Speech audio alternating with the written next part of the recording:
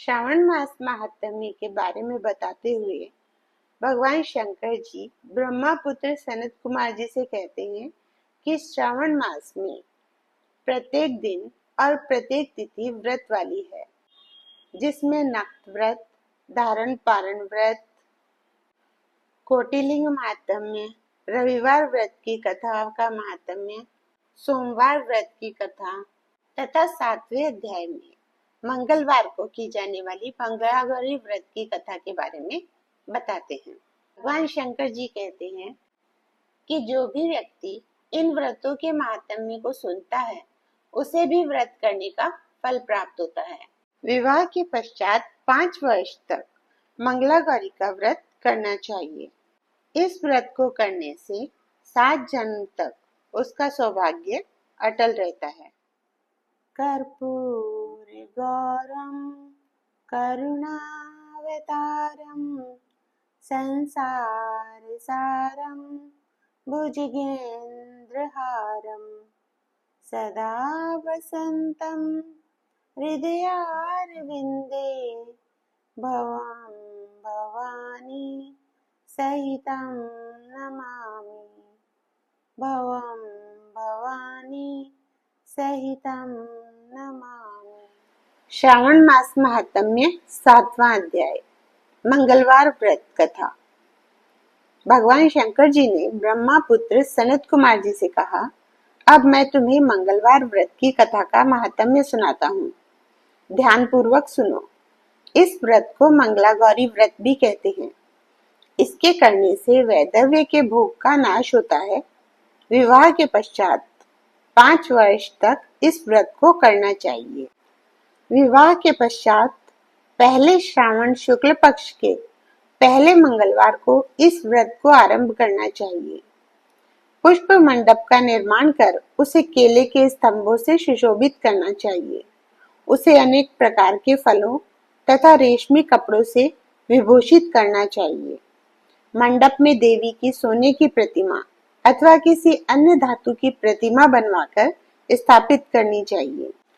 उस प्रतिमा में मंगलागौरी का षोडश उपचारों से 16 दुर्वा दलों से, 16 चिड़चिड़ा दलों से, 16 चावल तथा 16 चने की दाल के दानों से अर्चना करनी चाहिए।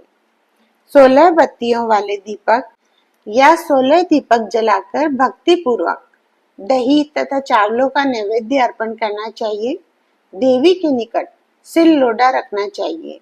इस तरह विवाहोपरांत 5 वर्ष तक व्रत करना चाहिए। 5 वर्ष पश्चात उद्यापन करके माता को बायना देना चाहिए। भगवान शंकर जी कहते हैं, अब मैं तुम्हें बायने के बारे में बताता हूँ।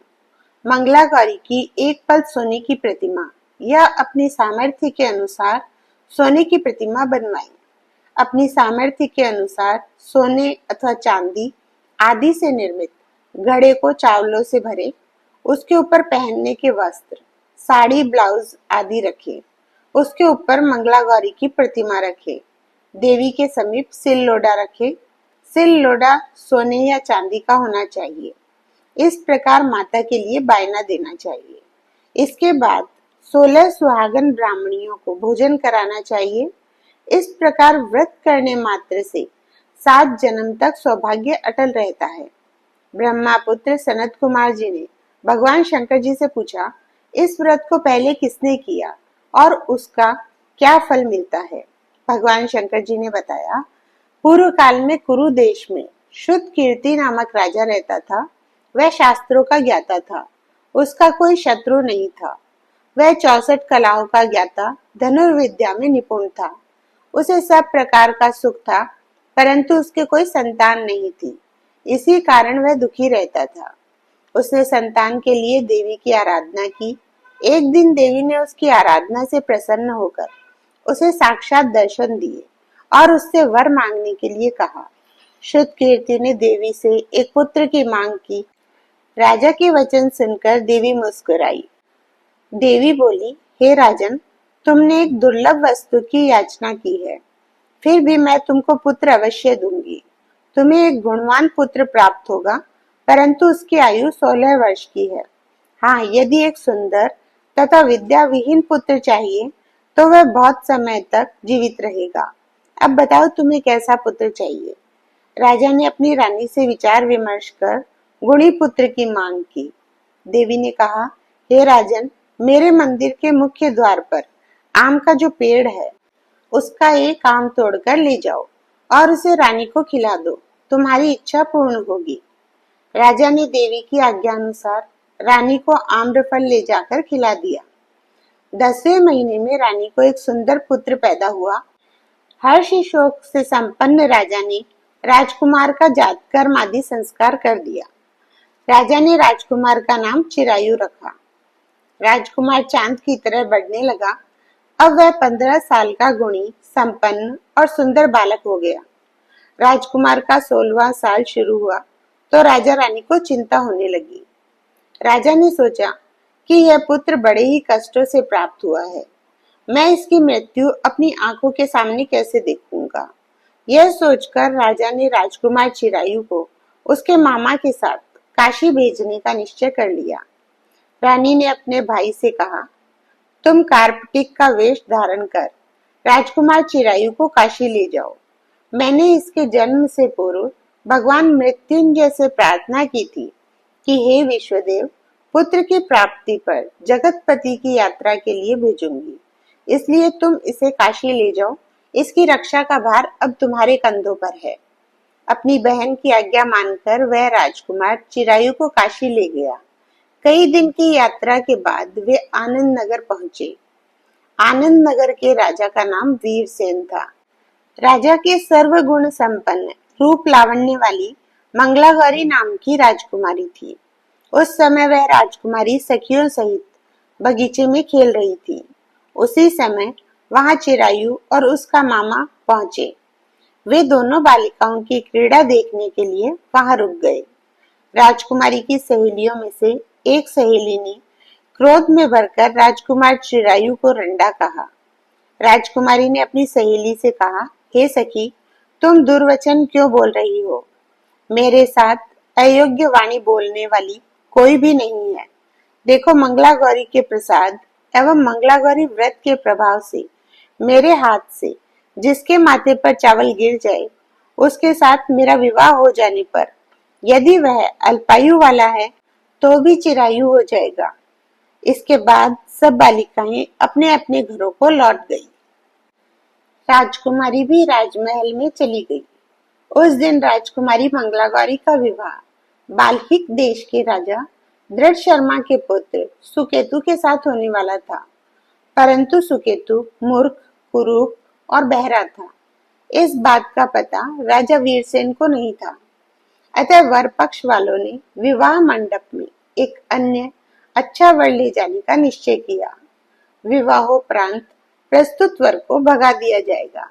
इस प्रकार सुकेतु राजकुमारी को अपने देश ले जाएगा। ऐसा विचार कर वर पक्ष के कुछ आदमी चिरायु के मामा के पास आकर बोले, यह बालक तुम हमें दे दो, इसके द्वारा हमारा काम सिद्ध होने वाला है। इस पृथ्वी पर परोपकार से बढ़कर कोई दूसरा काम नहीं है। उन आदमियों की बात सुनकर राजकुमार चिरायु का मामा राजी हो गया, क्योंकि वह बगीचे में मंगला गौरी की बात सुन चुका था। वह उन आदमियों से बोला, आप लोग इस लड़के को क्यों चाहते हैं। विवाह के लिए वस्त्र गहने तो मांगे जा सकते हैं, लेकिन वर को थोड़े ही मांगा जाता है। फिर भी आपकी बात रखते हुए लड़का आपके साथ भेज रहा हूँ। वर पक्ष के लोग राजकुमार चिरायु को विवाह मंडप में ले गए और विवाह कार्य संपन्न हो गया। विवाह के बाद रात में जब राजकुमार चिरायु मंगला गौरी के साथ सोया, उसी दिन उसका 16वां वर्ष समाप्त हो रहा था। ठीक उसी समय काल सांप का रूप धारण कर वहां आया।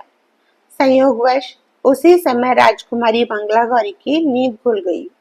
उसने सांप को देखा तो राजकुमारी ने सांप की पूजा की, उसे पीने के लिए बहुत सा दूध दिया। मंगला गौरी ने कहा, मैं उत्तम व्रत करूंगी, मेरे पतिदेव को छोड़ दो तथा उन्हें चिरंजीवी होने का आशीर्वाद दो। देखते ही देखते सांप कमंडल में घुस गया। राजकुमारी ने अपनी चोली से कमंडल का मुख बंद कर दिया।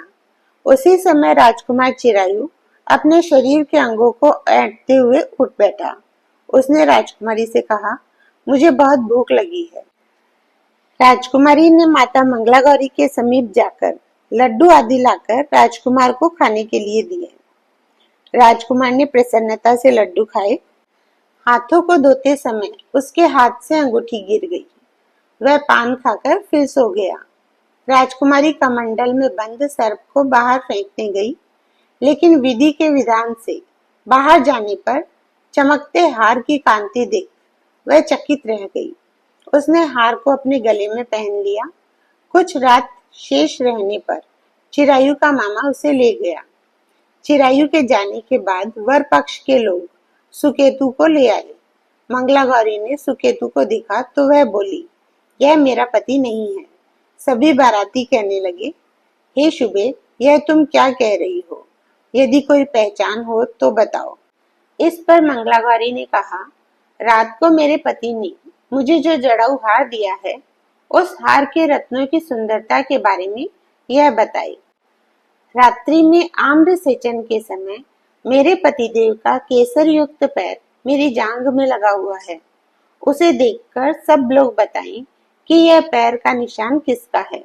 रात्रि के समय जो बातचीत हम दोनों के बीच हुई थी तथा जो भोजन करा था उसके बारे में यह बताए। सुकेतु मंगला गौरी के एक भी प्रश्न का उत्तर न दे सका। इस पर कन्या पक्ष वालों ने बारात को बिना दुल्हन के वापस भेज दिया। मंगला गौरी के पिता महाराजा वीरसेन ने एक महान यज्ञ कराया। उसे यह भी पता चल गया कि वर पक्ष वालों ने अपने कुरूप राजकुमार के स्थान पर किसी अन्य सुंदर युवक को विवाह के मंडप में ले आए थे और उस अनजान युवक के साथ मंगला गौरी का विवाह हुआ था। अब मंगला गौरी राजमहल के बरामदे में एक चिक्की ओट में बैठ गई और आते जाते प्रत्येक व्यक्ति को देखने लगी। इधर चिरायु भी वहां के हालचाल जानने की इच्छा से अपने मामा के साथ उधर आया। जैसे ही चिरायु महल के आगे से गुजरा तो मंगला गौरी ने उसे पहचान लिया। वह अपने पिता राजा वीरसेन से बोली, यह आदमी जो अभी अभी गया है, यही मेरा पति है। राजा ने दोनों मामा भांजे को बुलाया। मंगला गौरी की बताई हुई निशानियां चिरायु में मौजूद थी। राजा ने विवाहोत्सव के वस्त्राभूषण आदि, अश्व गज रथ तथा बहुत सी चीजें देकर मंगला गौरी को विदा किया। मामा अपने भांजे चिरायु को तथा मंगला गौरी को लेकर अपनी बहन के यहाँ चल दिया। जब चिरायु के माता पिता ने उसके आने का समाचार सुना तो उसे विश्वास ही नहीं हुआ, क्योंकि भाग्य विपरीत कैसे हो सकता है। इसी बीच चिरायु अपने माता पिता के पास पहुंच गया और उनके चरण स्पर्श किए। पुत्र वधू को सास ने अपनी गोदी में बैठाकर सब बातें पूछी। मंगला गौरी ने अपनी सास को व्रत महात्म्य तथा पिछला समस्त घटनाक्रम बतलाया। मंगला गौरी के कारण ही तभी से यह व्रत मंगला गौरी के नाम से प्रसिद्ध हुआ। इसे जो कोई भी सुनेगा अथवा इसका कीर्तन करेगा, उसके सभी मनोरथ सिद्ध हो जाएंगे। श्री सूत जी बोले, हे ऋषिगण, भगवान शंकर जी ने सनत कुमार जी से इस व्रत को कहा और वह इस कार्य की सिद्धि वाले व्रत को सुनकर गदगद हो उठे। उनको इसके सुनने से परमानंद की प्राप्ति हुई। श्री शिवाय नमस्तुभ्यम, श्री शिवाय नमस्तुभ्यम।